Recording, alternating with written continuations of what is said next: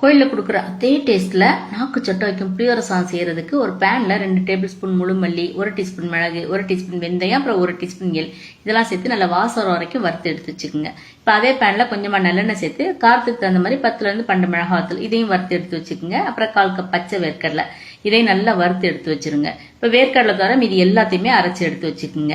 இந்த பக்கம் நார்த்தங்காய் சைஸுக்கு புளியை ஊற வச்சு எடுத்து வச்சுங்க. இப்போ அதே பேன்ல 1/4 கப் அளவுக்கு நல்லெண்ணெய் சேர்த்துக்குங்க. கடுகு போட்டு தாளிச்சிருங்க. இப்போ இது கூட கடலைப்பருப்பையும் சேர்த்து நல்ல பொன்னிறமா வந்ததுக்கு அப்புறம் கொஞ்சமா கட்டி பெருங்காயம், அப்புறம் கொஞ்சம் கருவேப்பிலை, 3 மிளகாத்தூள் இதெல்லாம் சேர்த்து நல்லா வதக்கிக்குங்க.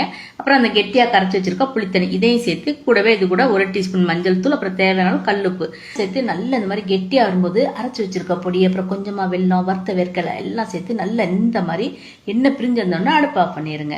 இப்போ ஒரு அகலமான பாத்திரத்துல தேவையான சாதம் கூடவே இந்த புளிக்காய்ச்சலையும் சேர்த்து நல்லா கலந்து எடுத்து சாப்பிட்டு பாருங்க. கோயிலில் சாப்பிட்டா அதே டேஸ்ட் அப்படியே இருக்கும்.